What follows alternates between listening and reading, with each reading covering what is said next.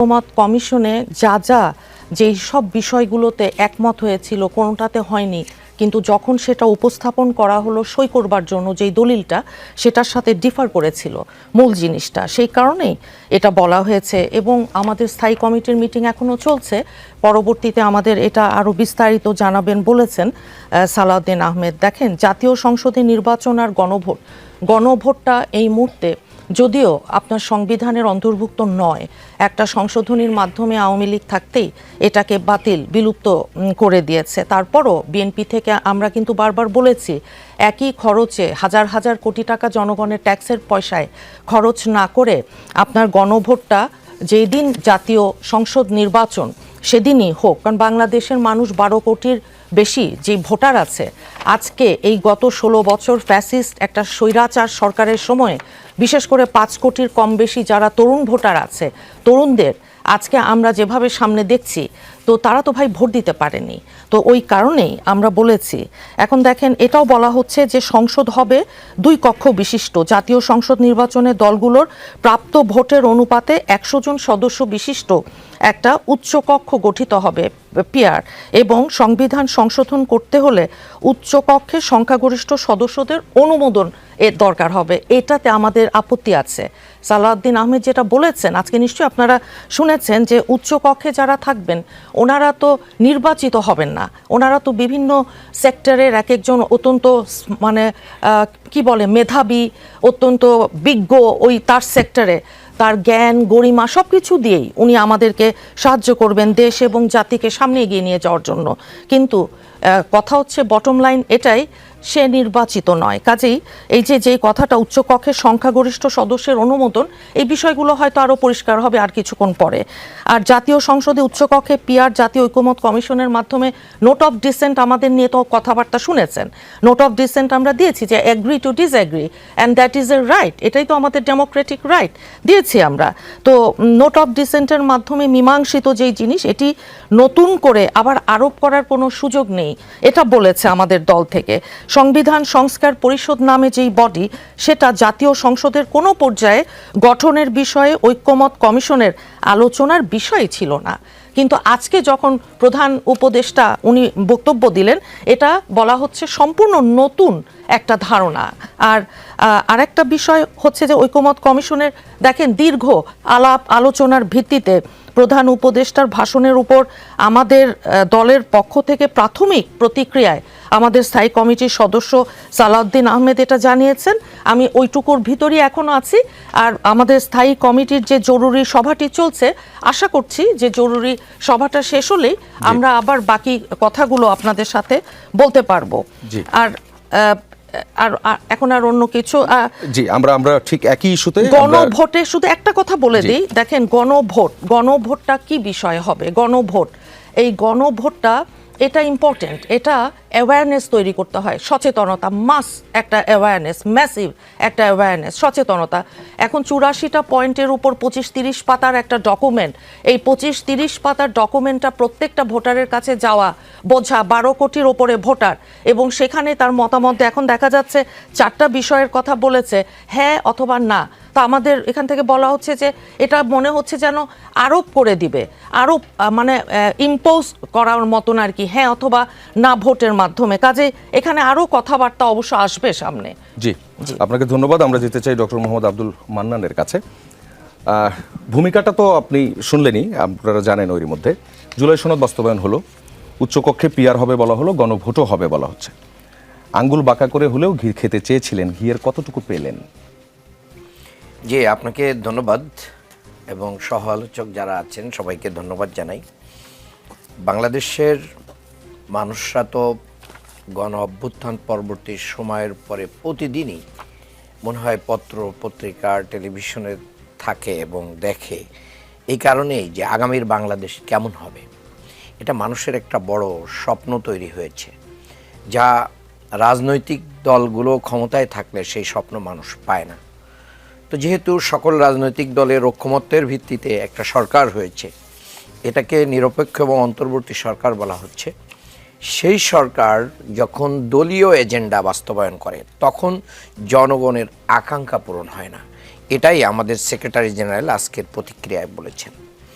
এবং আপনিই বলেছেন যে আমাদের এই কর্মসূচি অব্যাহত থাকবে, সেটা উনি বলেছেন।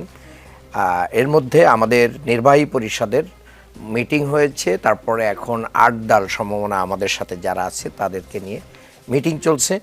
এই মিটিং পরবর্তী সময়ে করণীয় কি হবে, কর্মসূচি কি হবে সেটা জানা যাবে।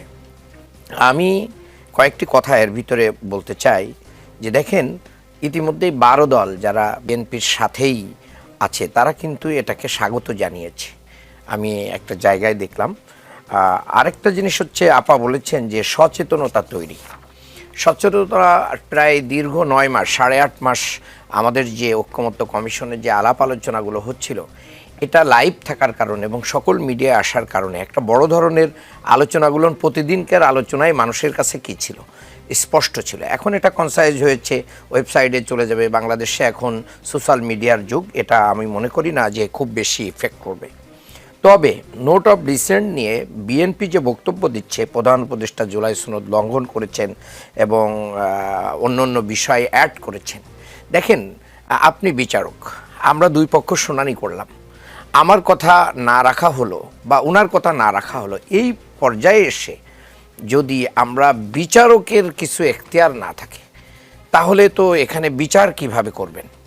এটা একটা বড় ব্যাপার। যারা শুনানি করেছেন, যারা এতদিন শুনেছেন এবং মেজরিটি দলগুলোর কথা শুনেছেন, মানুষের পালস শুনেছেন, এই জায়গা তো বাংলাদেশের ঐক্যমত্য কমিশন এই আকাঙ্ক্ষা বাস্তবায়ন, জুলাইয়ের শহীদদের স্পিরিট, আহতদের যে স্পিরিট এবং মানুষ যে কারণে জীবন দিয়েছে সেই স্পিরিটটা ধারণ করার কারণেই কিন্তু একটা দুইটা দলের নোট অফ ডিসেন্ট থাকার পরেও কিছু গুরুত্বপূর্ণ বিষয় যেটা রাষ্ট্রের জন্য অপরিহার্য, যে জায়গাগুলোর জন্য আমরা বারবার হুঁচট খেয়েছি, যেরকম আপনার তত্ত্বাবধায়ক সরকার ইস্যু বলতে পারেন, নির্বাচন কমিশন বলতে পারেন, বিচার বিভাগ বলতে পারেন, তারপরে হচ্ছে আপনার এই যে আমাদের অন্য অনেক সাংবিধানিক ইস্যু আছে, যে ইস্যুগুলোর ব্যাপারে আমরা সরকারে থাকলে কি করি না, মানে এটাকে গুরুত্ব দেয় না।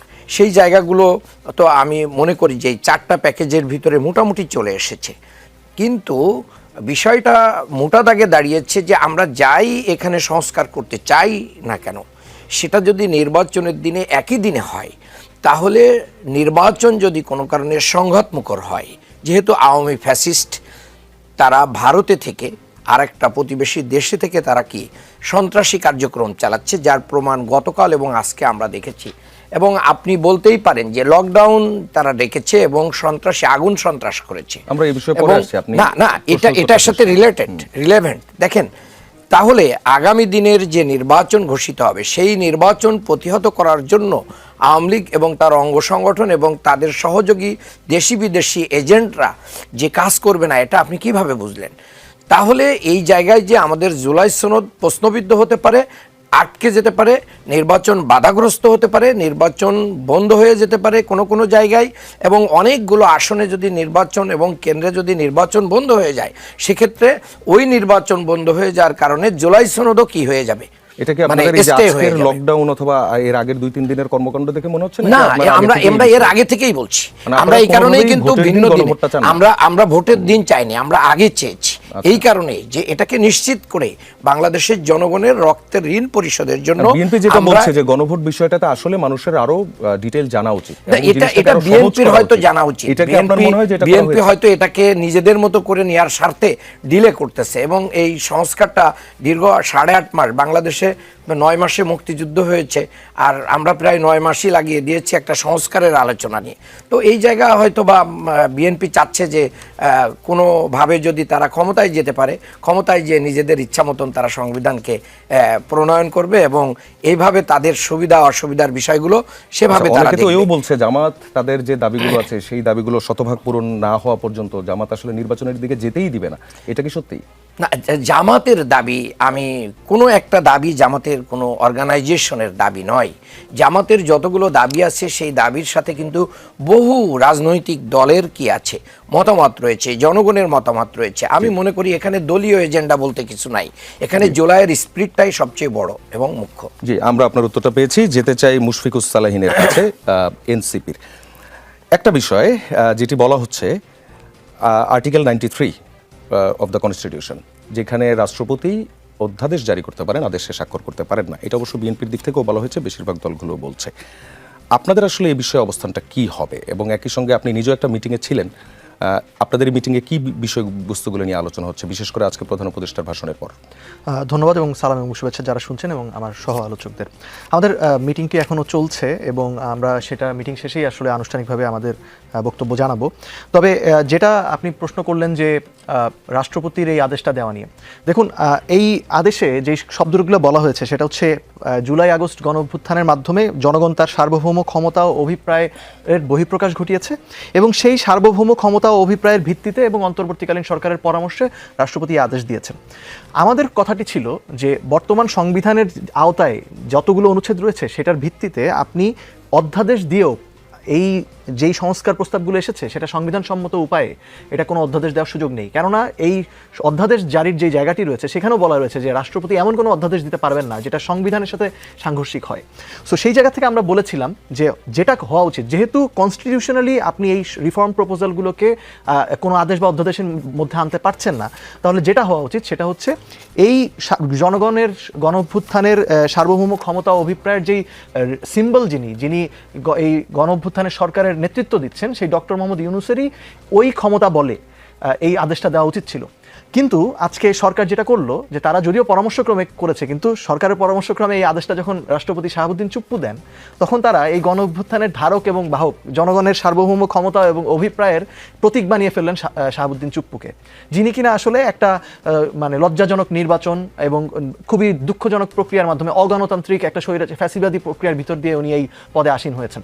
তো সেটা একটা অত্যন্ত দুঃখজনক বিষয় এবং আমরা এটার মনে করি যে এটা একটা মানে একটা জনগণের সাথে এক ধরনের কিন্তু এই বিষয়টা প্রধান উপদেষ্টার স্বাক্ষরিত যদি হতো তাহলে তো এটা লিগালি চ্যালেঞ্জ হতে পারত।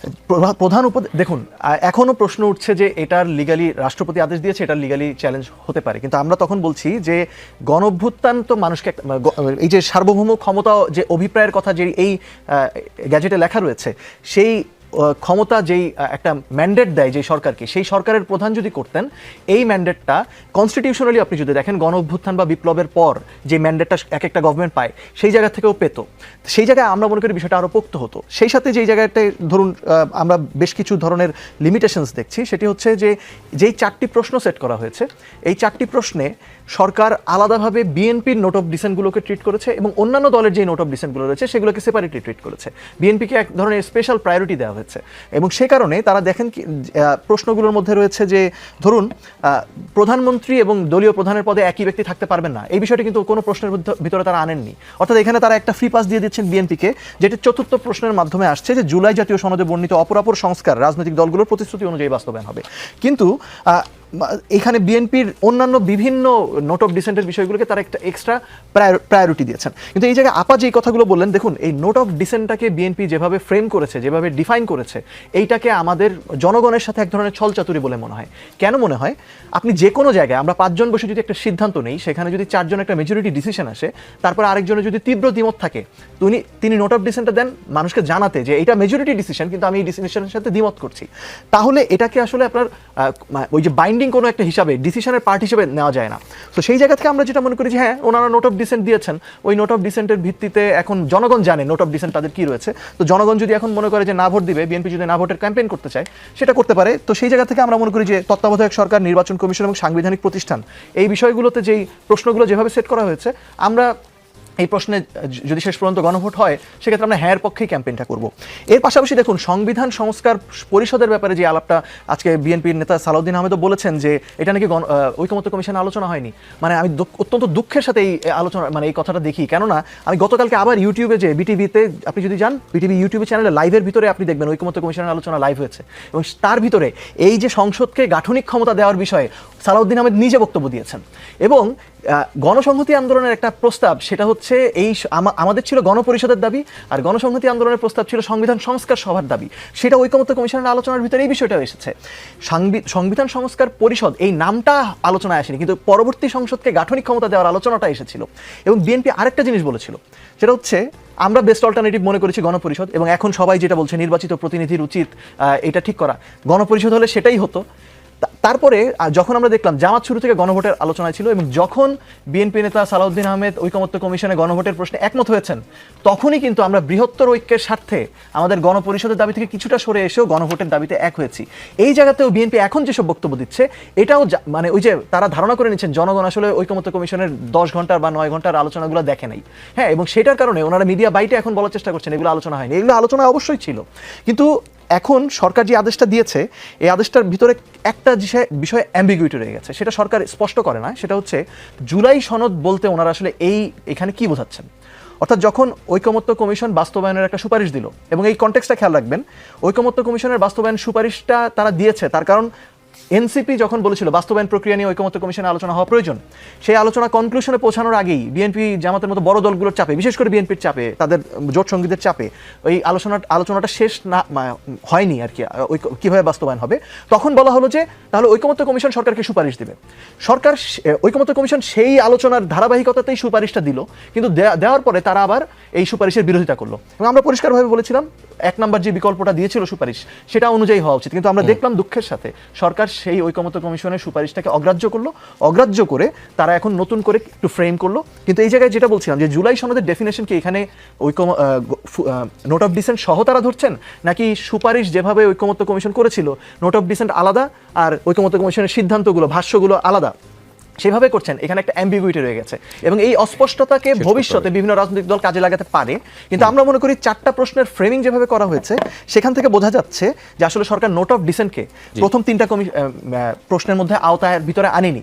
অর্থাৎ আপনি যখন বলছেন যে নির্বাচনকালীন তত্ত্বাবধায়ক সরকার, নির্বাচন কমিশন, অন্যান্য সাংবিধানিক প্রতিষ্ঠান এবং আপার হাউসের ফরমেশন, এই ক্ষেত্রে ঐকমত্য কমিশনের মেজরিটির ভিত্তিতে যে ডিসিশন এসেছে সেটার উপরেই ভোটটা হবে। অর্থাৎ যদি আপনার এখন বিএনপির পিআরের সিস্টেমটা হচ্ছে নিম্নকক্ষের আসন সংখ্যার অনুপাতে উচ্চকক্ষের আসন হবে, কিন্তু ঐকমত্য কমিশনের ডিসিশন হচ্ছে ভোটের সংখ্যানুপাতে উচ্চকক্ষের আসন সংখ্যা বন্টন হবে। এখন আমরা যেটা বুঝছি গণভোটের প্রশ্নে ঐকমত্য কমিশনের ডিসিশনটাই প্রিভেল করছে। বিএনপি যদি তাদের পজিশনে যেতে চায় তাদের না ভোটের ক্যাম্পেইন করতে হবে, আর আমরা মনে করি যে এখানে যদি হা ভোট যেতে ঐকমত্য কমিশনের মেজরিটি ডিসিশনটাই প্রিভেল করবে। মুশফিককে ধন্যবাদ। যেতে চাই, আপনি নিশ্চয়ই নোট রেখেছেন বিএনপির বিষয়ে যেগুলো বলেছে, আমরা এর উত্তরটাও নিব। তাসলিমা আক্তারের কাছে যেতে চাই, গণসংহতি আন্দোলনের রাজনৈতিক পর্ষদের সদস্য। আমরা বলছি সবাই বেজার, এবং সেটা দেখছি আসলে সবাই বেজার।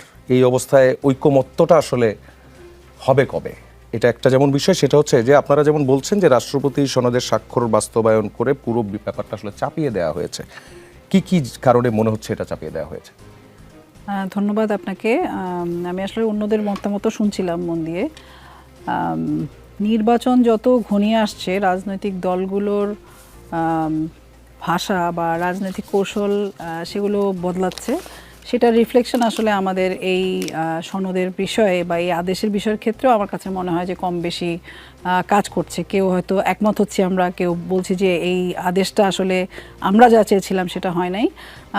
আমাদের জায়গা থেকে আমরা যেটা বলেছি যে কোনো কিছু চাপিয়ে দেওয়ার বিষয়টা যেন না থাকে, একই সাথে এমন কোনো কঠোর জায়গায় আমরা যাতে না যাই যে বিচার সংস্কার এবং নির্বাচনের যে অঙ্গীকার নিয়ে এই অন্তর্বর্তীকালীন সরকার গঠন হয়েছে এবং শুরুতেই 5ই আগস্ট পরবর্তী সময় যে আমাদের মধ্যে যে একটা ঐক্য ছিল, যেটার মধ্যে একটা টানাপোড়েন, নানা পরিস্থিতিগত কারণ তৈরি হয়েছে, বর্তমান সময়ে দাঁড়িয়ে এই আদেশ বলি, এনসিপি আদেশ বলেছে, অন্যরা অধ্যাদেশ বলেছে, এই যে কিছুর মধ্য দিয়ে যে আদেশটা আজকে আসলো, সেই আদেশের ক্ষেত্রে আমাদের অবশ্যই দেখা উচিত যাতে এটা শেষ পর্যন্ত সকলের ঐক্যমত্যের ভিত্তিতে বাস্তবায়নের জায়গাটা যায়। এবং যেই কথাগুলো অন্যরাও বলেছেন যে যেই ভাষায় আসলে এটা জনগণের কাছে পৌঁছানো হবে, সেই ভাষাটা আসলে কি হবে?